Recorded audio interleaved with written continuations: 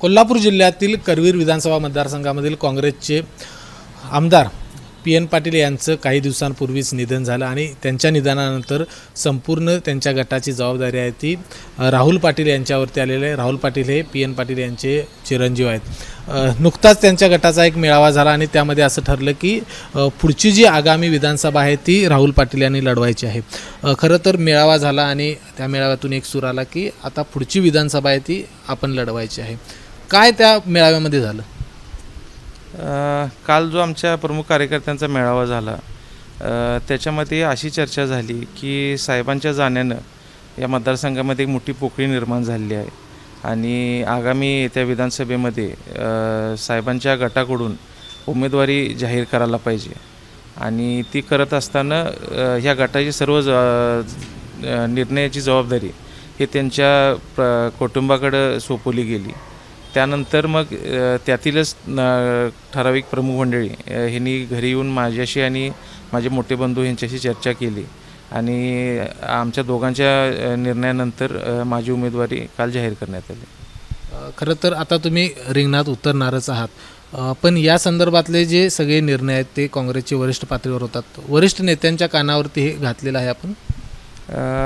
आता कालच आमचा हा मेळावा झाला आहे आणि खरं तर आता वरिष्ठ आमचे इथं नेते कोल्हापुरात नाही आहेत, तरी पण गेल्याच आठवड्यामध्ये आमचे प्रदेशाध्यक्ष नाना पटोले साहेब तसंच काल दुपारी मला आमचे राष्ट्रीय अध्यक्ष खरगे साहेबांच्या निधनासाठी समजल्यानंतर फोन आला होता आणि दोन्ही नेत्यांनी आम्हाला आश्वासन दिले की पक्ष आमच्या पाठीशी राहणार आहे आणि पंटी पाटील साहेब आमचे जिल्हाध्यक्ष तेही आता 2-3 दिवसात काहीतरी कोल्हापूरात येतात असं मला समजले। आल्यानंतर आम्ही त्यांची भेट घेऊन हे झालेल्या घडामोडी सगळ्या सांगलो। PN साहेबांची कामाची स्टाईल ही खूप वेगळी होती, तुम्हाला देखील माहीत आहे। त्याच पद्धतीनं इथून पुढे करवीर विधानसभा मतदारसंघामध्ये काम होत राहतील? निश्चितच PN साहेबांच्या कामाच्या पद्धतीवर ठामपणे राहण्याचा माझा प्रयत्न राहणार आहे।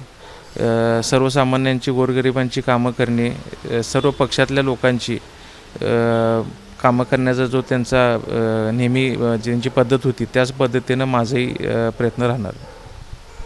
आपल्याशी बोलताना PN साहेब काय म्हणजे मतदारसंघामध्ये काय काम करायचं राहून गेलेलं आहे असं ते बोलायचे आणि ते तुम्ही पुढं पूर्ण करणार आहात? साहेबांच्या बरोबर मला काम करायचा अनुभव जिल्हा परिषद सदस्य असताना आला होता, त्यामुळे त्यांची पद्धत किंवा भागातील आमच्या प्रश्न काय असतील ते सोडवण्यामध्ये ते किती अग्रेसर होते ते मी जवळून बघितले। आमच्या मतदारसंघातले प्रामुख्यानं जे काही प्रलंबित आता प्रश्न असतील ते निश्चितच सोडण्यासाठी माझा प्रयत्न इथनं पुढेही चालूच राहणार। धन्यवाद। तर आपण बघितलं की PN साहेब यांच्या कामाचा जो अनुभव आहे त्यांच्यासोबत काम केलेलं आहे, चिरंजीव असल्यामुळे हे सगळं गेल्या अनेक वर्षांपासून खूप जवळून पाहिलेलं आहे। त्यामुळं करवीर विधानसभा मतदारसंघामध्ये निवडणुकीच्या रिंगणात उतरताना हा सगळा अनुभव घेऊनच रिंगणात उतरलं जाईल अशा पद्धतीचा देखील मत या ठिकाणी राहुल पाटील यांनी व्यक्त केलं आहे। कॅमेरामन निलेश चव्हाळेसह विजय केसरकर, ABP माझा, कोल्हापूर। ABP माझा, उघडा डोळे बघा नीट।